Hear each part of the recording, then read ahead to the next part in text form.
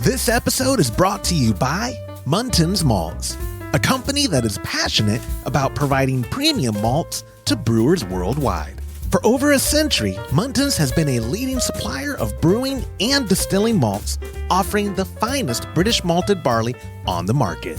You can experience the difference Muntins offers by joining a recipe receiving tier of our Trub Club, because every kit that ships out now includes premium Muntins malt. You know, we've known the Muntins crew for a long time, and I can tell you, friend, you're going to love brewing with their grains. Ask your local supply shop to carry Muntins malts, or homebrewers can join our Trub Club at homebrewhappyhour.com/club.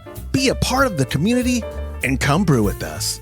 Thank you, Muntins, for supporting our efforts and homebrewers worldwide. Today's show is brought to you by Hopsdirect.com. Grown in the esteemed Yakima Valley on the Pewterball family farm, Hopsdirect.com offers the widest variety of hops available online at incredibly competitive pricing. It's simple. They grow hops, they sell hops, and they ship hops straight from their family-owned farm to your doorstep. Producing the highest quality hops is Hopsdirect.com's passion, and they're proud to be an independent grower in the craft beer industry.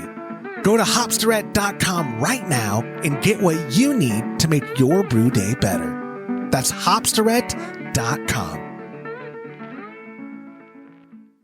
Today's show is brought to you by Imperial Yeast. You hear us gushing over Imperial Yeast all the time, and that's because their yeast performs for us in every batch that we brew. Imperial Yeast is adored by commercial breweries and home brewers alike.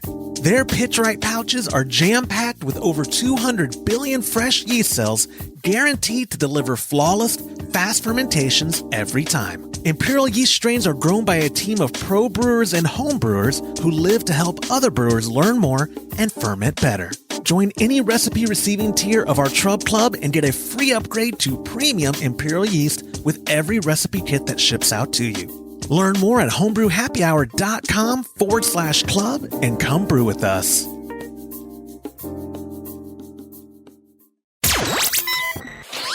Entertaining shows with content that spreads information and sparks discourse throughout the community.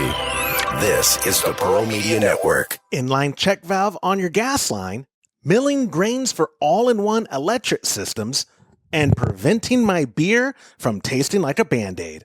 This is Homebrew Happy Hour, episode 364.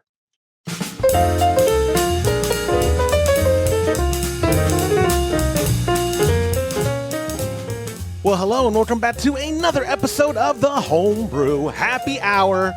This is the show where we supply the answers to your homebrewing questions and discuss all things related to craft beer. And if you have a question you'd like us to discuss on a future episode, you could go to homebrewhappyhour.com. You could click on that submit a question link at the top of the page, but even better, you could call it in. You could leave a voicemail to 325-305-6107. And if we use that voicemail on a future episode, you get yourself a $25 gift card to KetConnection.com. I'm one of your hosts, Joshua Stubing, joined as always by the president and chief keg washer of KetConnection.com right there on the screen. He is Mr. Todd Burns. Sir, how are you doing? Good. I wouldn't say always, though. You don't always include me. That's true, and I say always because I'm like, joined as always by the director of operations at cmbecker.com, but Mr. James Carlson is not on the show today. He is busy. He has to work. Ugh. What was that like? That sounds terrible. He's working. I will say a couple things. One, if you're watching at youtube.com/homebrew happy hour, I'm not in a bunker. I'm at HQ in the closet that they stick me in when they allow me up here. I used to set up in Todd's office, and he doesn't like that anymore. No, it's really hard to record a podcast together in the same room, but with different gear. Like we just put our heads right next to each other. We could. That would be terrible. But your lighting is actually really good in your office. When I'm comparing, your lighting sucks. I look like a troll. When I get closer, look how dark my skin can look. I saw part of Trolls yesterday. I've never seen any of it before, but there were 4 kids in my office for a while, and My wife put Trolls on. That's right. Yeah, that's right. I could probably go without seeing the rest of it. Oh, my kids love that. They just saw the third one, or was it the fourth? So have you seen them? Have you watched them? Only the first one. I took them to theaters for the first one, and then I was busy every other time. At the last movie, the last movie I took my kids to was the Super Mario movie, but it's because I wanted to go see it too. It was okay. Yeah, okay. I'm selfish. I don't know if you know that about me. It's I do. Yeah, it's not a big trade secret or anything. Anyway, though, so James is busy. We are actually getting ready to fly out to St. Louis. I believe, I'm like 95% sure the guy didn't reply back, but I'm going to make him. We're going to record next week's episode with our buddy Cody. Is it pronounced Hubertus? Is that how you pronounced him? Hubertus? Hubertus. Okay, Hubertus. I didn't know if it was Hubertus.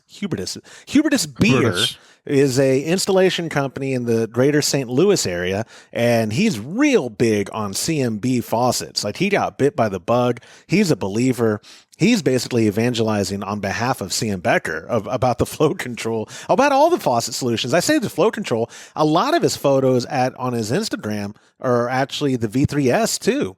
And yeah, he's used both of them. He really does like them. He was using a different faucet and was having some issues with it. And then, he used the V3S, and then I was like, yeah, you got to try the flow control. And then he was like, damn, this is incredible. I can set the pressure, the back pressure, and again, our listeners usually don't deal with a lot of long draw systems, but on a long draw system, you actually put more pressure on the back end than you normally would because you're using mixed gas, so you can push it a longer distance without carbonating. Is the reason you use mixed gas, but because of that, you have to raise the pressure up. So a lot of times you're serving around, say, 18, 19 psi, and he said that he does do a little choker at the end because the line's just so big and has no restriction. Just to kind of calm the beer down. Then he goes into the flow control, and he said it's pouring really well. So I'm anxious to see what he's doing. We've done some long draw systems and have had success, but he's doing it a little bit different and seems to be working even better. So I'm anxious to see what he's doing and how he's doing it, and see all of his towers that he creates. And I'm excited about the trip. Me too. Yeah, I'll say we won't go too deep into what he does because that's the whole point of interviewing him for next week's episode. And you're going to be, and I'm excited about you. Being in the last sporting group on the way there. You seem very fired up about it. So. Golly.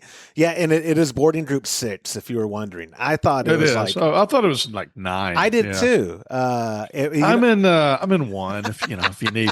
Well, does American not do the same thing other airlines do, where if I act like I have something wrong with me, I can get on before everyone else? Is that not a thing with American? Because I act really good. I took theater once, and I was supposed to be the Cowardly Lion in the 5th grade play of The Wizard of Oz, but I had a hernia surgery, so I actually didn't get to act at all. But I was cast. I'm not sure. They might let you on for a speech defect, but you just have to see. I don't have to pretend at all. I just go up to the gate.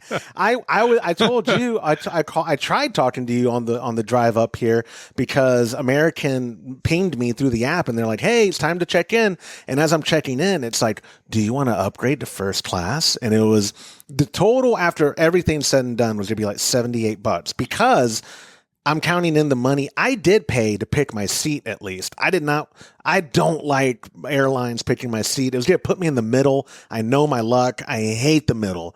Aisle is great. A window for me is even better, but the middle would just be a curse. It's only an hour and 45-minute flight, but still. So I paid $28 to pick my seat. Then this morning when I was fascinating information. I'm glad we went over. I'm glad I brought it up now. Shut up. But then it asked me though for $50 or $55 if I wanted to get to first class and I did decline. And now in hindsight, I wish I would have, because for the first boarding group, I'm just worried about overhead space. That's all. That's all I ever worry about. But the flight's pretty empty. Anyway, New Year resolutions is on my thing. First off, friends at home listening or watching at youtube.com/Homebrew Happy Hour, Happy New Year. We hope you had a wonderful holiday season. Hope you were safe, drinking responsibly, and all that jazz. But with New Year's, Todd, comes new opportunity. Becomes, people view January 1st as the clean slate. I am starting a new year. Do you have any brewing or personal resolutions that you have planned for the year, besides obviously Ketchinich and Hope Becker make tons of money and we all buy a yacht? Besides that one. Yeah, I mean, I think both businesses struggled during COVID, and it's been a slow recovery, and we're up a little bit over the year before in 2023, but I feel like this is the year where we're going to really break out and be able to improve things. And we've got a lot of new things. And I know this isn't personal, it's business, but we've got a lot of new things coming down the pike. So a new regulator, some other things that we're going to be talking about soon. This partnership with installers, doing more of our own installations if they're local and there's nobody to do it. I just think there's so many exciting things we're going to be doing this year, and I can't wait to delve into it. In fact, one of the things I'd like to do is we got to do a planning session with Josh. Oh, Stevie. yeah. He loves doing that. If you weren't upgraded to first class, we could have done it on the plane, because I picked my seat to be right. Well, why didn't you upgrade? I should have. Oh, we could have done it in first class over. Do they even serve the complimentary wine that early? Oh, yeah. Oh, yeah. I get it anyway, because I usually sit in at least a status seat, so I don't have to pay for beer on the flight. I don't do a lot of drinking at 7:40 that's what I was just about morning, to say. so I was just about to say. I'm probably going to be drinking coffee or an orange juice. Yeah, absolutely. I might just have to get a mimosa just to rub it in a little bit, though. The one time you got the upgrade to Germany. It was when we had to run to the plane in Heathrow. James and I were convinced you weren't going to make it. Your short little legs, you were a mile behind us, and we get on the plane, and then not even 10 minutes later, as the plane's getting taxied, you text us a photo of the menu from first class, and you were like, "What wine should I have with my?" It is fun, but I will say that it is. I don't always get upgraded, of course, because I'm too cheap to actually pay full price for it. But, right. When it does happen, it is a nice perk when you have to travel a lot anyway. So. Oh yeah, I agree. Which I can't relate right now, but anyway. You will never get perks like that because you hate to fly so much. Wouldn't be able to fly that much. It's not my favorite thing. That's why I like the early morning flight we're doing tomorrow, because I suspect I'll sleep. I'm going to try to just stay up late tonight. And I actually have stuff to do for us. We have I'm actually going to try to go to bed as early as I can. Are you crazy? We have to leave at like 3 a.m. I know, but you're driving. I want to be tired on the flight. I want to try to get a nap in on the drive to the airport, and then I want to get a nap in on the plane, and then boom, we'll be in St. Louis. And then I'll be. I thought you were driving. Anyway, let's go on with the podcast. Let me do my real quick resolutions. I want to brew monthly, like we had tried last year, and it went for a couple months, but then it was like, oh, stuff got in the way, or trips or whatever, which is my segue. And also I want to be healthier and make more money, but whatever people say and all that I always end up doing the opposite of. If I told, it would be a lie if I said I want to be healthier, because I don't. I actually brew more than monthly last You did? year. Oh, because one month you brewed on average. 5 times. On average. I bet I brewed on average every 3 weeks. Yeah, I think that would be accurate to say for your average, because there was a month where you did 3 or 4, and there was a couple times you did double brew day. Yeah. So absolutely. But that's my segue. I don't have it on the screen because I didn't make a graphic, but save the date right now. The first Brew Day live for me, and I think my pop, we had to change it to the first. I originally said I'm going to do a Brew Day live on January 1st. Plans changed because my dad reminded me, and a lot of people who heard it messaged me and goes, "Hey, do you realize like that's like college football mecca for the playoffs and this and that? No one's going to watch it." What's that? College football bowl games were all happening that day. And on what day? January 1st, Monday, a couple days ago.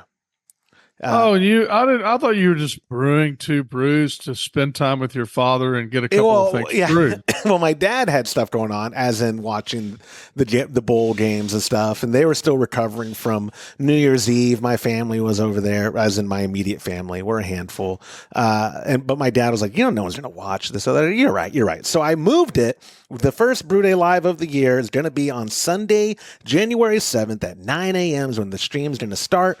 That's, Todd, when I'm going to brew the alt beer first.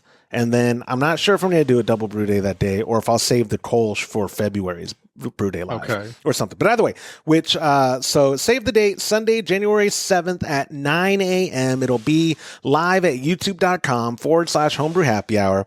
And we'll be interacting with people who are able to join us, this or that. And of course, it'll be published after the event's over. So you can watch it if you please. It's not the most exciting of things, but we enjoy doing it. And the weather could not be better now for garage brewing. I love it. I love the cold. It's going to be great.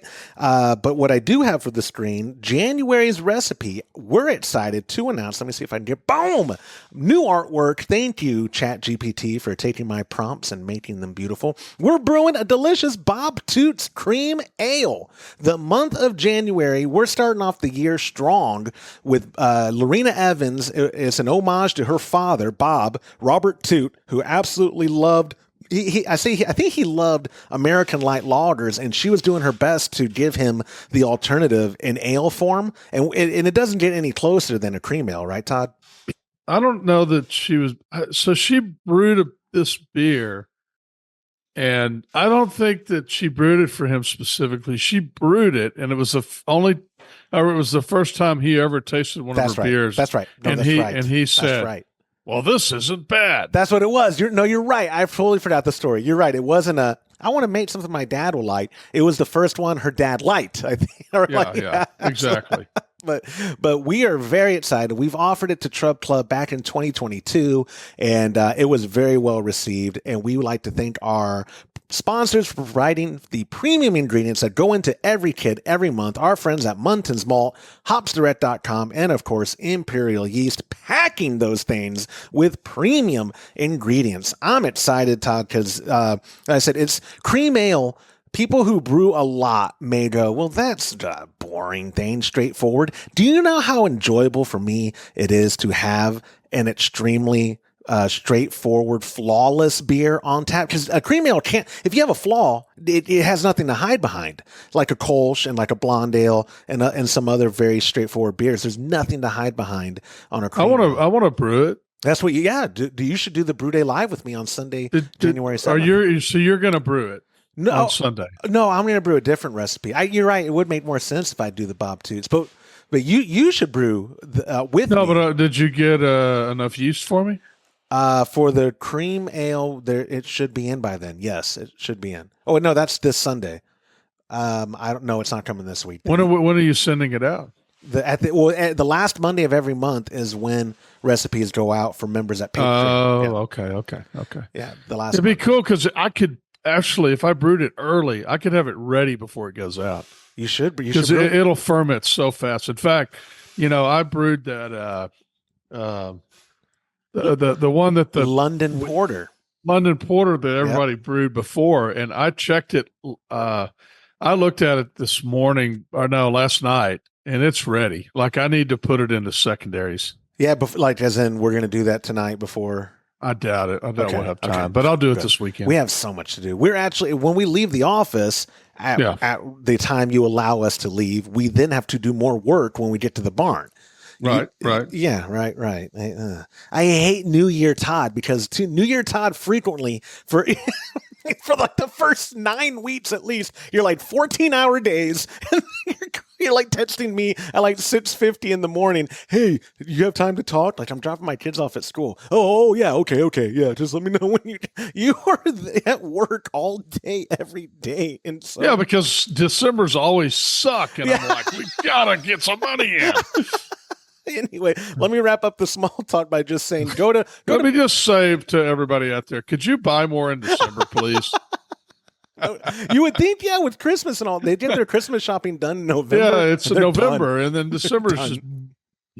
Yeah. And so anyways, back to Bob Toots. Go to patreon.com/homebrew happy hour. Join a recipe receiving tier and get this delicious kit shipped out to you. Like I already mentioned, the last Monday of every month is when they go out. When you join the higher tiers, like the every month or the every other month, the every month is what guarantees you to get this recipe, by the way. If you do the every other month, you're not supposed to get the recipe kits till the next month. But if you want this one for sure, talk to me. We'll work it out. I've only been burned once out of the 55-ish times that people have requested. Don't burn him again. He only lets one burn. One burn. Fool me once, whatever George W. said. You can't fool me again. Anyways, patreon.com/homebrew happy hour. Come brew with us. We really appreciate the support. And literally, I love using that word literally. We could not do what we do without y'all's support. Oh, that's definitely literal. Isn't it literal? Yeah. So, like Todd said, we do have a jam-packed show, but before we get to the questions, it's time for listener feedback. We do have questions, but before we get to the questions, we also have listener feedback. It's a voicemail from our buddy Robert from Indiana, and it's about canning wort for starters for his future brews. Hi guys, Robert from Indiana. I heard you guys begging and pleading recently for some diversity in the listener feedback voicemails and just wanted to leave some feedback of my own in response to a question from episode 350 about canning yeast starters. I've been successfully canning and using wort for starters for around 5 years now, and some of the wort has been in jars for several years before I actually need to use it. All I do is mix up some liquid malt extract in 3-gallon batches at 1040 starting gravity and can them in quart jars. While I have everything out already for canning, I just go ahead and can some pints of RO water to have on hand for sterile water for rehydrating dry yeast as well. Hope this helps. Hope to see you guys at the next Homebrew Con in Denver. Bye. Robert, thank you for the feedback. I think we've said this on other episodes before, and nothing's really changed.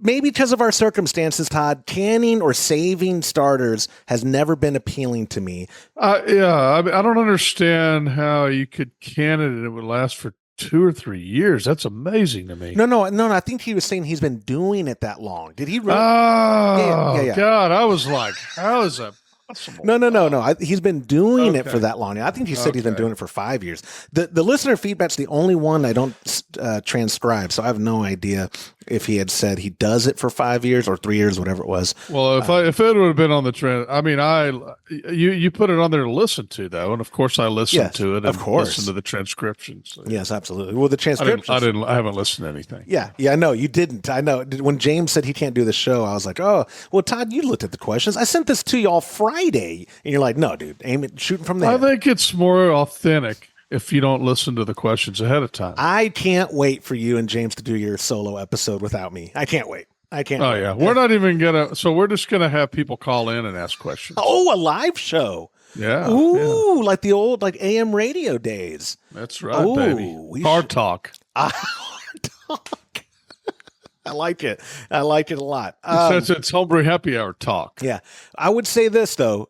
I have trauma from a can of yeast. You do. I knew this was coming up. Okay, you did, didn't you? I knew this was coming up. I knew it. Canning something that is prone to exponential growth and pressure and all that, I would just say I would love to hear from Robert, like, what's the secret from preventing explosions, because I know I did everything wrong. The can says pitch cold.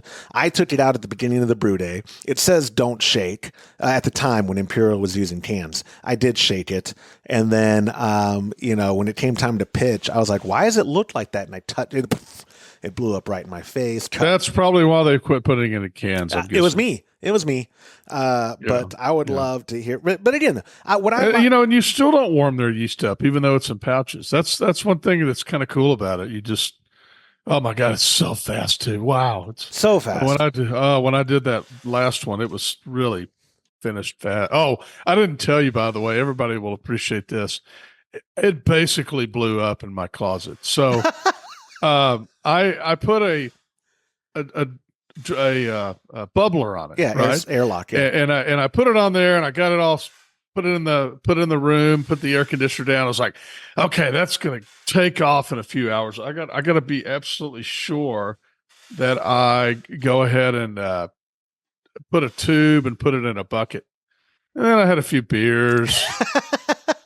And I maybe forgot. And then I woke up the next morning. I'm kind of lying in bed with my wife, and we're talking. And I go, "Oh crap! I forgot to I hope that thing didn't get too active already." I went in the room, and it was just like I had to wash the sheets on the bed that was in there. I had to clean the walls. I had to clean the floor. It looked like it had blown up, but the beer was fine. My dad will have to comment, and I think you use YouTube, Dad. Be one of the 8 people who comment on videos of ours. I think it was a porter, but it could have been a chocolate stout that we did that he had it on the counter in that game room. You've been in his game room before. We were using the Genesis from who used to make it? Oh, band from the 80s. Yeah, the band from the 80s. We were using Genesis. And I forget that it was Craft Brew. No, Craft Brew didn't make that. They do the something else. Either way, it was like country malt group, whatever their in-house brand was. But we had it on the countertop, and it exploded and got all over his ceiling, all over his wall. It was quite the sight to see. He sent me photos. I didn't have to clean it up. I don't live there. That's one of the secrets to brewing, guys, is find a space that you're not liable for. So right. You brew at your parents' house. You keep the beer there. Your dad's going to clean the beer lines. He's going to transfer for you. Brewing's easy, guys. In 2024, my resolution is to have my dad. No, I'm kidding. I'm trying to take over more of the task. But anyways, thank you, Robert, so much. This is a reminder: if and when you call 325-305-6107 and leave a voicemail feedback, and I use it on a future episode, you get yourself a $25 gift card. Or same hotline, but leave us a question as a voicemail, and I use it on a future episode. You also get yourself a $25 gift card to KegConnection.com. Like our first question of the show, it's from our buddy Nate from Oregon. Hey, it's Nate from Oregon. I am out walking the dog, extremely sore because I am going to pander now and say that I took a 1-hour intro to Brazilian Jiu-Jitsu class at work yesterday. So take that, Josh. Pretty rad. Anyway, I recently got a carbonation cap from you guys, and I've been experimenting with it. And I was wondering if there's a possible way to hook up a gas check valve somewhere near the disconnect to keep liquid from going up the tube towards the regulator. I understand the regulator probably has a gas check on it, but I'm wondering if there's any way to keep liquid from going up the tube just to avoid mildew. My thought is to keep the carbonation cap attached so I can shake the bottle while it's constantly under pressure instead of pulsing it with pressure and shaking it, which is what I have been doing. Just wondering if there's a simple way to do that in the gas line, or if I'm thinking out of line. Thank you guys. You guys do a great job. Love the show. Have a good day. Bye. Nate does know how to pander. He compliments me. And jiu-jitsu is catching on, Todd. I know you like to make fun of it. There's a certain name I won't repeat on this show that you call it, but you like to gig me, even though you were a grappler too. You wrestled as a young man in your glory days, and now you just dog on it. But I did. Don't remind me. It makes my neck hurt.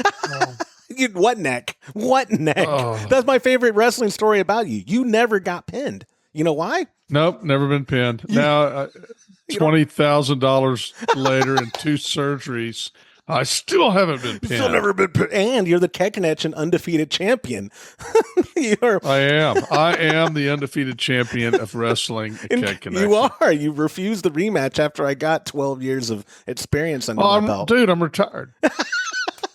Wait, you are. I agree. You are retired. I'm not coming out of retirement. Yeah. Look at me. Do I look like, you've seen me at night when I'm whining about how bad I'm in pain. Yeah. You really think I should come out of retirement? No, there's not enough. I mean, we'd have to get you like an IV of Dilaudid or something before. Yeah. Okay, I'll come out of retirement if you give me a whole IV of Dilaudid. Yeah. Oh, wait, that's going to kill me. Wait a second, Never that's mind. going to kill me. But that should be everyone's New Year resolution, actually. Go train. I did on New Year's Day. I went to an open mat, and that was a ton of fun. And even though in Austin now, there's a bunch of professionals there, and the 2 full-time guys I got rounds in with absolutely murdered me. It was not enjoyable. But back to Nate's question, the carbonation cap. Todd, I would venture to say, in some way, shape, or form, the carbonation cap, whether by itself or in the soda carbonating kits, the fizz kits at kegconnection.com, it was one of the best-selling products of 2023. We pushed a ton of them. It's very popular, and people use it a lot. Can you go over, this will help answer Nate's question, I think. Like, what is the mindset behind the carbonation cap and the kit, rather? Like, why would people want that and use that as opposed to just, a keg or whatever? Because if they don't have a keg and they just want it, well, we have more than one carbonation kit. So we do have a fizz kit with a keg too, right? We do. But you're talking specifically about the one with a bottle is what you're asking? Yeah, or just the carbonation cap. Yep. Okay. So basically you can use a 2-liter bottle or 1-liter bottle, anything that'll fit those threads. I know 2-liter bottles pretty much always fit. Sometimes a 1-liter does. It depends on the manufacturer. And you can basically just fill that bottle and make enough carbonated water to put in your fridge. What I like to do, if I'm using that, I usually keep 2 of them around, and I'll carbonate one, have another one ready to go so that I can kind of switch them back and forth. But one's fine too. The only thing, you got to cool the water down, so you got to wait a little while if you just have one. But I always like to. I mean, it's just quick. It's easy. It's a great way to have carbonated water. It's cheap. I mean, SodaStream is so expensive.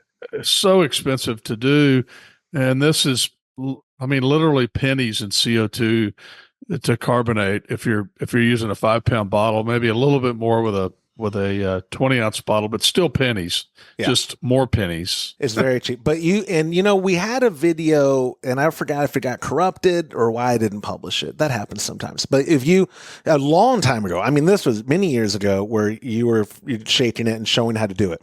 Nate, is talking about his process of he'd prefer to keep the disconnect on that 2-liter bottle. That's what I do. Correct. Right. So is there, some people online do say, no, you fill it with air, or you fill it with gas. Pardon me. It's not air. It's to CO2. You pulsate, like, as in, like, keep it on for 10 seconds, turn it off, shake it. I don't understand why you would want to do it that way. I have no earthly idea why they would do that. I mean, you're, I don't know. I really couldn't tell you why they would do that. I mean, he's talking about it coming back in, but I mean, you've got 40 PSI pushing air out.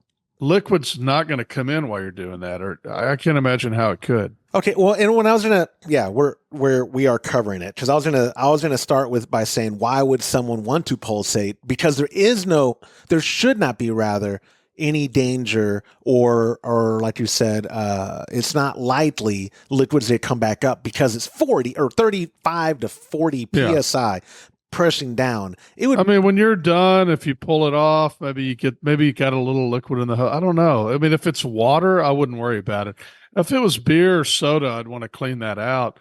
But your regulator has a check valve on it, so it's not going to go backwards very far if it went at all. I think it may be just some splashed in there or something. I don't know.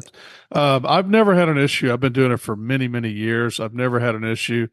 If I did get liquid in a hose, I wouldn't be terribly worried about water. When you take it, I'm trying to think, when you take off the carbonation cap, you could push the bottom and push a little air out, I guess, or check it to see if there's any liquid by pushing up on the And I'd have to get one and look at it, try to remember how that works. But yeah, I think well, and you just purge it out. What I was going to ask is, it's not a ton of money to do it this way. Do you think, though, it'd be worth and I'm doing air quotes for audio only listeners, for the upgrade of getting a CM Becker check valved disconnect, because they are available in ball lock or pen lock. That would be the immediate resolution if you were 100% convinced that there was going to be liquid into your gas line. That would definitely work. Yeah. Right. I mean, that would be the ultimate answer is, hey, I know, I don't even know what they'd go for right now. $14, $15. I know you're going to ask me that. That's why I was jumping on my computer to see if I could looking at, because I don't actually remember how much they cost. I don't even own one, believe it or not. You don't use them. Probably, at least. You own. I should probably take one. I don't know if you want to. Oh, no, I mean, I don't have one at home. I was going to say, a lot of them here. I was about to argue semantics. Todd, you own thousands. Actually, they are $15.95. $15.95. So again, it contains an internal check valve. Yes, right, and that would be the absolute ultimate solution of, look, it is not going to get through past that disconnect. Well, and also think about it. Regular one's $5.95. It's $15.95. It's $10. It's going to be hard to find an inline check valve that's less than that, I think. See, and you jumped in around because I was just about to say, what about the installation of an inline? Because and we do carry inlines. We do carry so they would be cheaper. I mean, they're how much are they? They're like $7, I think. I can look. You're talking about for the inline? They're that cheap? $6.95. Dang. Okay. So yeah, you could do an inline, and it would actually be less than buying the whole thing. That would be, and that's interesting. I use inline flow control before because it made sense not to want to change out faucets at the time because the tower I had, blah blah blah. What kind of what do you think is the most common reason people do inline check valves? Is that really a homebrewer thing, or is that more of a commercial solution? I don't see them flying off the shelf. Yeah. Both. I mean, you could use it for both. Okay, I just don't. I don't see them hardly being. They're not flying. Yeah, because we have check valves on the valves, but sometimes you do have problems with those. And I mean, when I took my whole Keyser apart the other day, I had one line that had some liquid in it. It wasn't very much liquid, so it didn't get to the regulator, but it had a little bit of liquid in it. But it was. I mean, the thing is, what happened on that almost certainly is that we got a back pressure. In other words.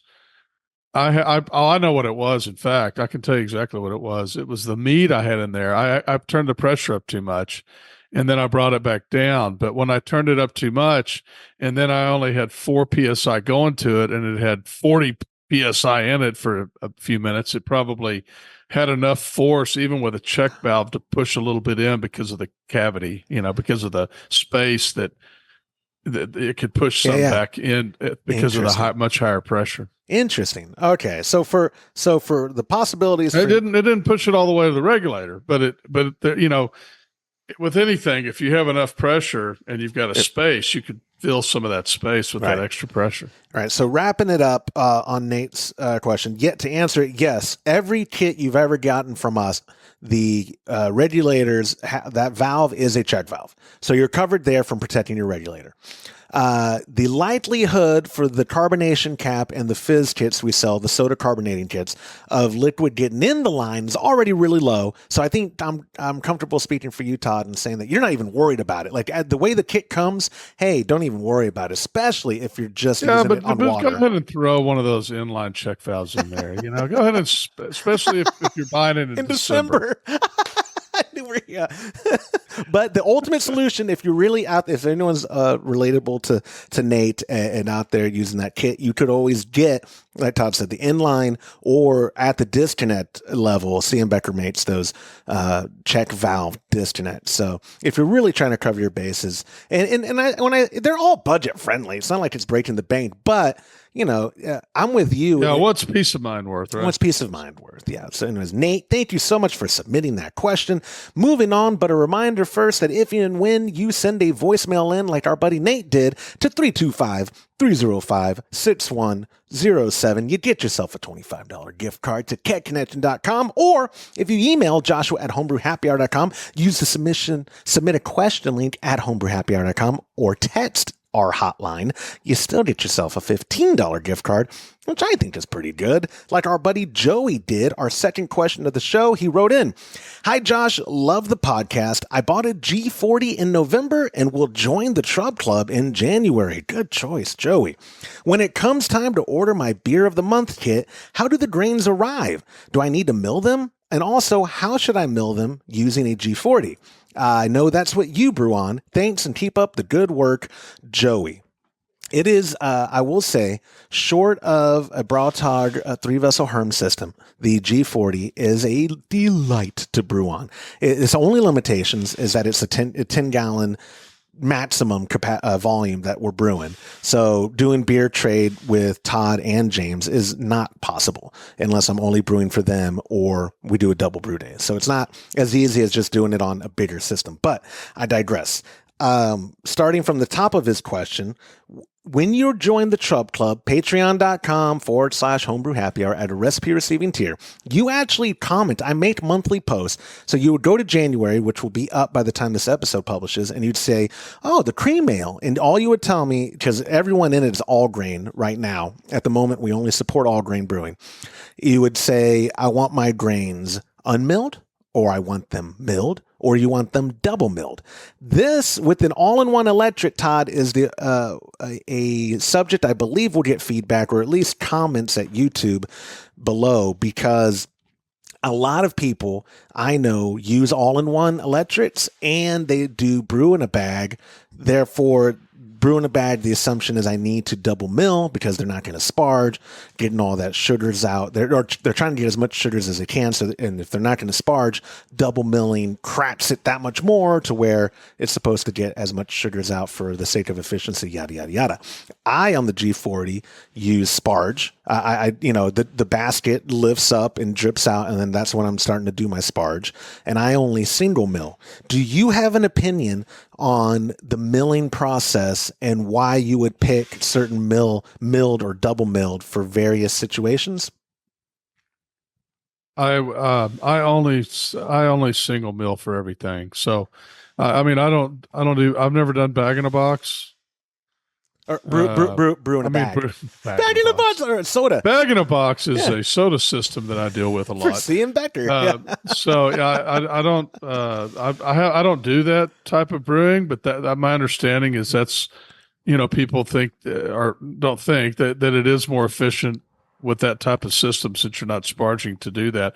If you're sparging, I don't want it broken up that much. I want it to where as long as it's cracked, and I can get a good sparge, I get great efficiency.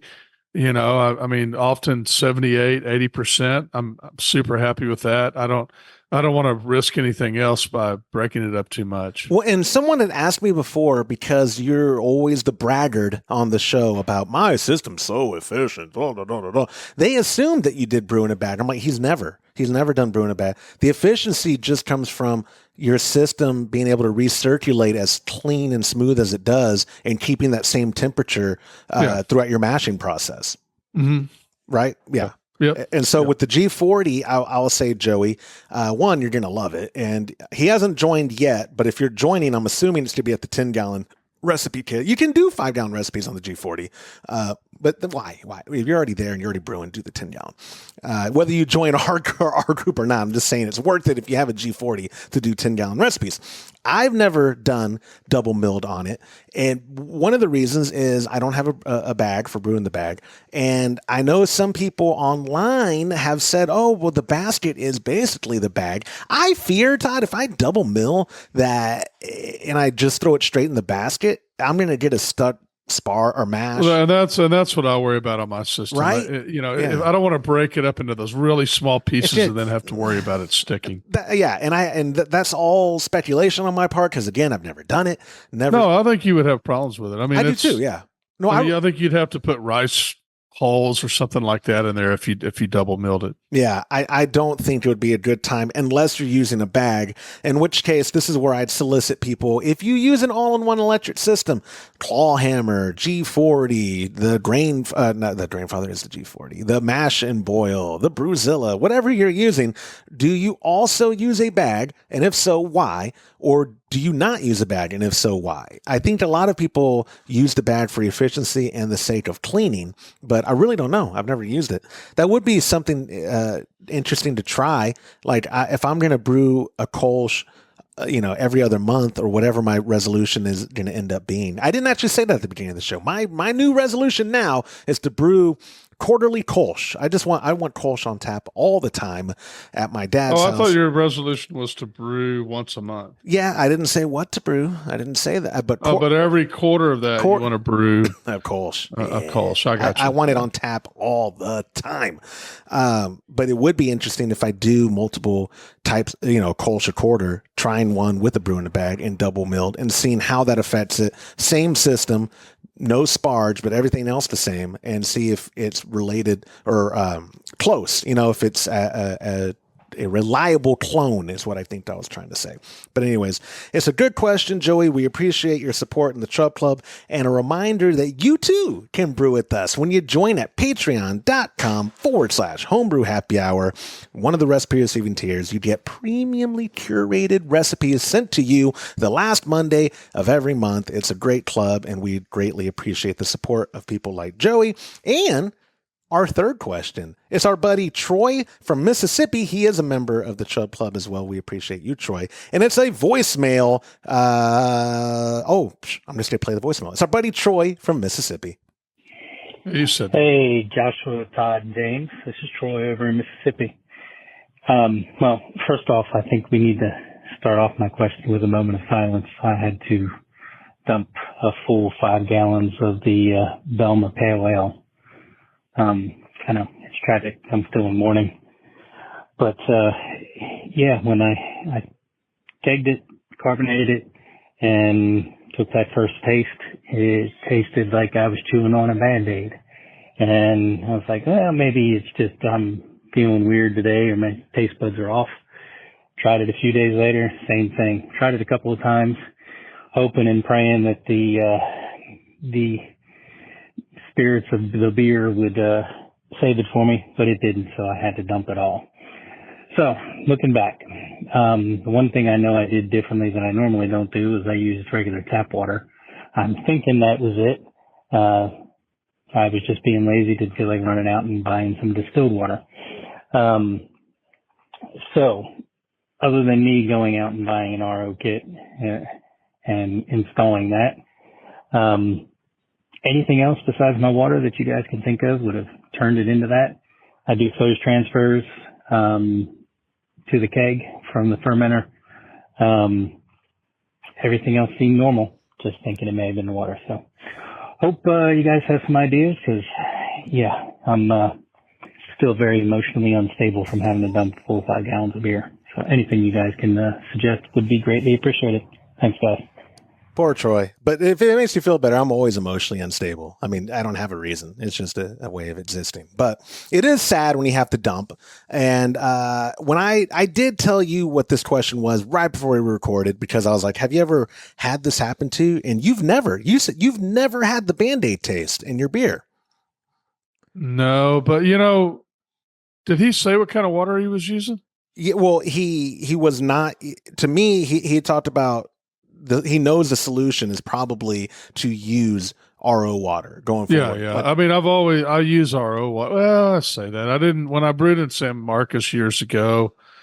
I didn't use RO water then, so it could have happened then. When you do a quick old internet search through the Google machine, most people agree that the Band-Aid, that the water is the most common culprit, right?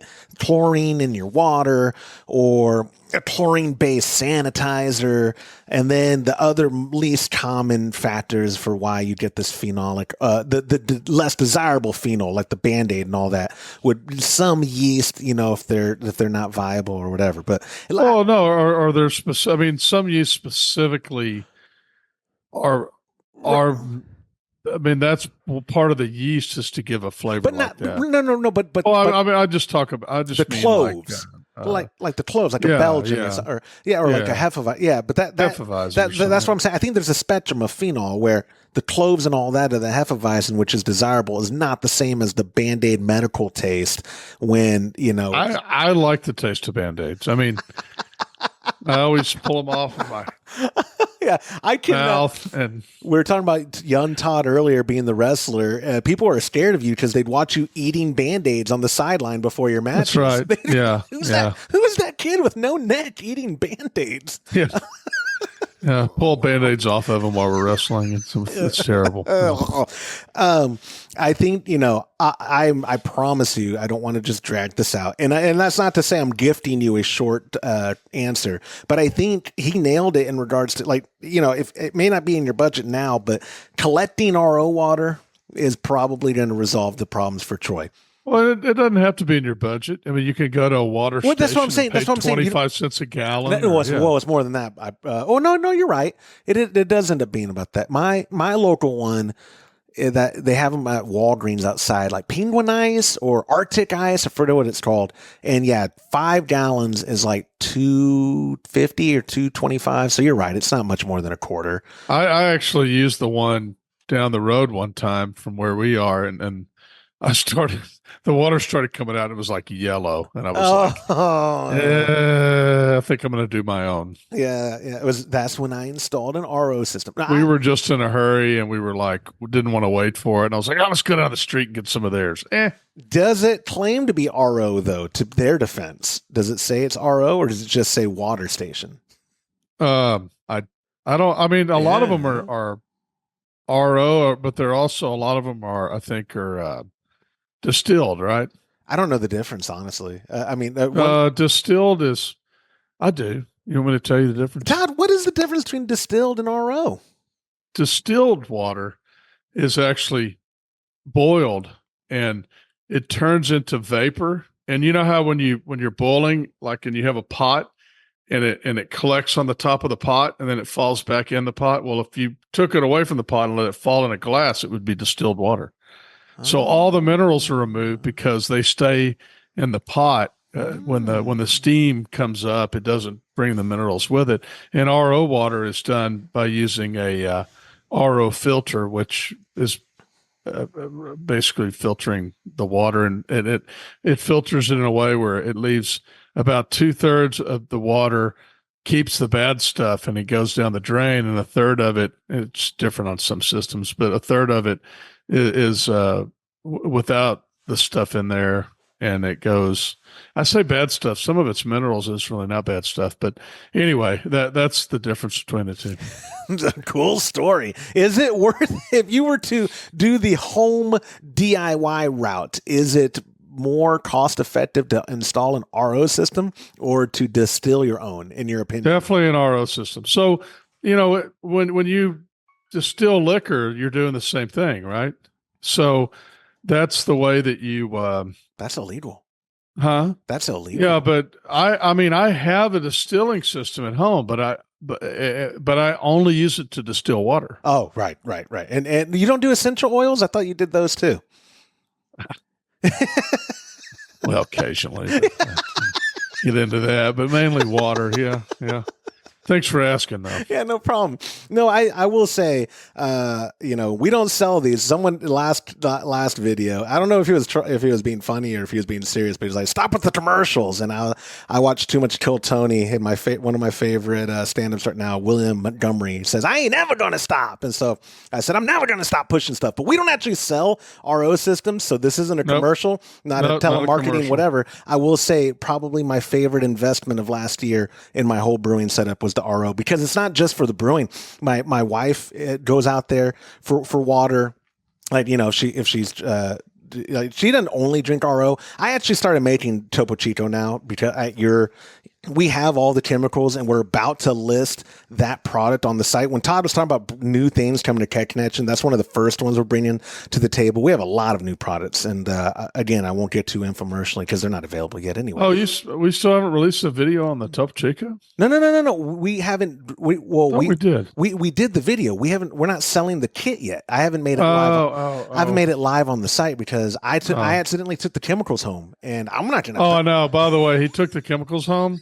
And I got ready to do my water profile on my brew last weekend, and I'm looking all over for the chemical. He didn't just take the ones he needed. He took everything. He took a whole box, all my chemicals. I took it all. Minerals. Chemicals is the right word. Yeah. Minerals. Like your dad would say, everything's chemical, but minerals. I took all. I did. I took them all. I meant to bring them here to the office, which, oh my God, I forgot them again this trip. That's what I forgot. Oh my gosh, I suck, dude. I suck. But we're going to St. Louis anyways. It turns out I'm going to be coming back a day next week to bring all those up. That's what we're going to do.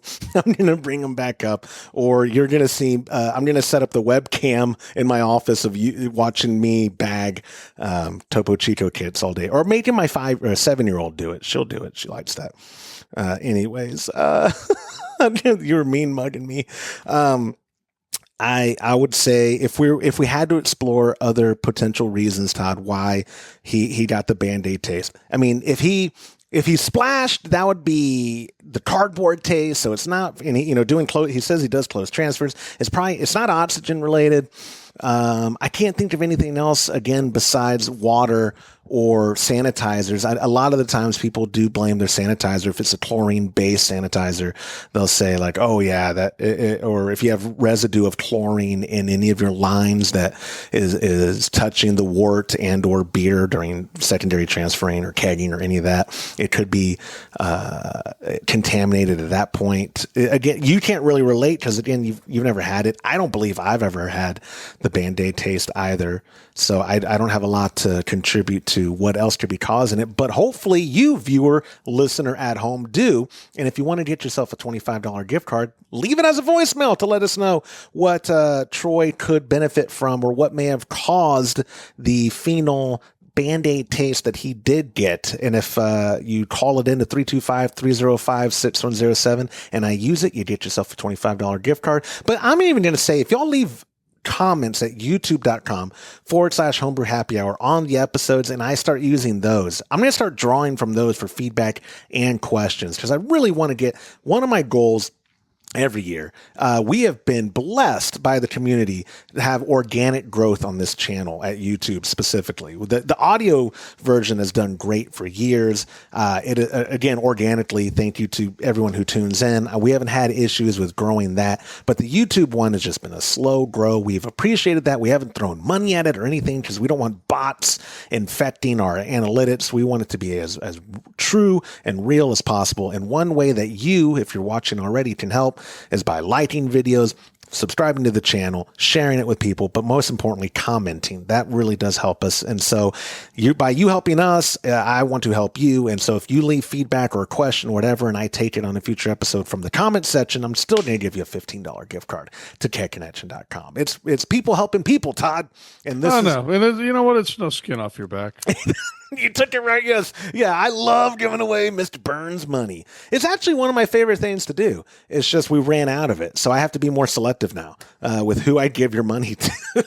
But anyways, Troy, I sincerely appreciate you leaving the voicemail. And Mr. Burns, I sincerely appreciate you taking the time. I know, James is more responsible than us. He's like, God, he was telling me, Josh, I can't. I'm very busy. But you were like, okay, I'll do it because I can't do the episode by myself. So I really appreciate your time. Sure. And I'm looking forward to seeing whatever you did in first class tomorrow in your first priority boarding group while I'm waiting with the plebs in the back.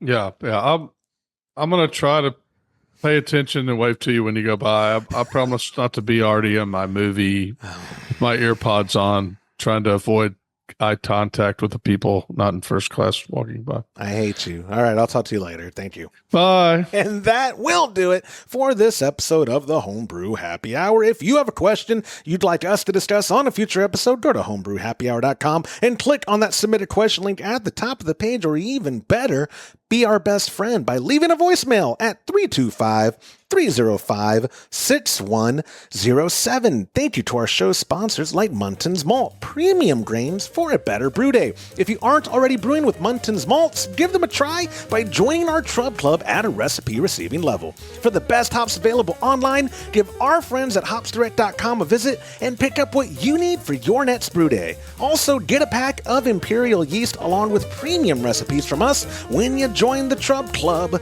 Go to patreon.com/homebrew happy hour and come brew with us. On behalf of Todd Burns, the absent James Tarleson, and the Pearl Media Network, I'm Joshua Stubing. Thanks for listening.